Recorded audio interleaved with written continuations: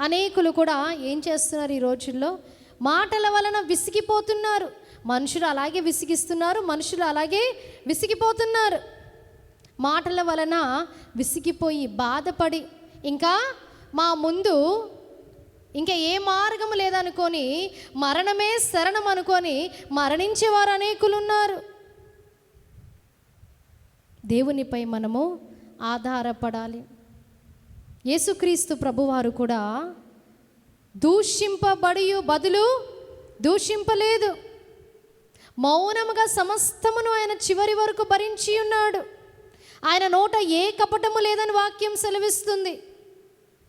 ఆయనను బాధ పెట్టి ఉన్నారు, హింసించి ఉన్నారు, ఆయన ముఖమును కప్పివేసి ఉన్నారు.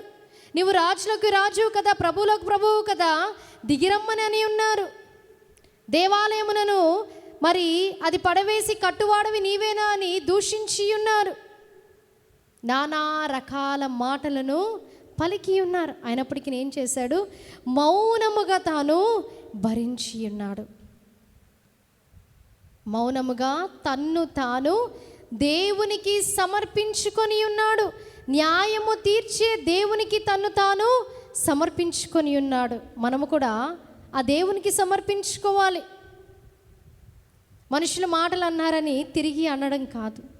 ఆ దేవునికి మనము సమర్పించుకున్నప్పుడు న్యాయము తీర్చే దేవుడు మనకి ఉన్నాడు. యేసుక్రీస్తు ప్రభువారు కూడా బదులు దూషింపక న్యాయము తీర్చే తండ్రికి తన్ను సమర్పించుకున్నాడు. ఆ దేవునికి మనం సమర్పించుకున్నప్పుడు ఆ కొద్ది కాలము శ్రమ ఉంటుందేమో, ఆ కొద్ది కాలము ఆ మాటలు మనకి గుర్తుకు వస్తూ ఉంటాయేమో, బాధపడుతూ ఉంటామేమో, ఏడుస్తూ ఉంటామేమో. అయ్యో ఎవరు నా కష్టాన్ని చూడడం లేదు, నేను వీరికి ఇంతగానో చేసి పడుతున్నాను కానీ నాకు ఎవరు ఏమీ చేయడం లేదు అని మాటల ద్వారా ఇల్లు విడిచి పారిపోయే స్థితిలో ఉన్నవారు ఉన్నారు. కానీ దేవుడు మనని చూచే దేవుడు, మనని విడిచిపెట్టే దేవుడు కాదు, మనని మరిచే దేవుడు కాదు.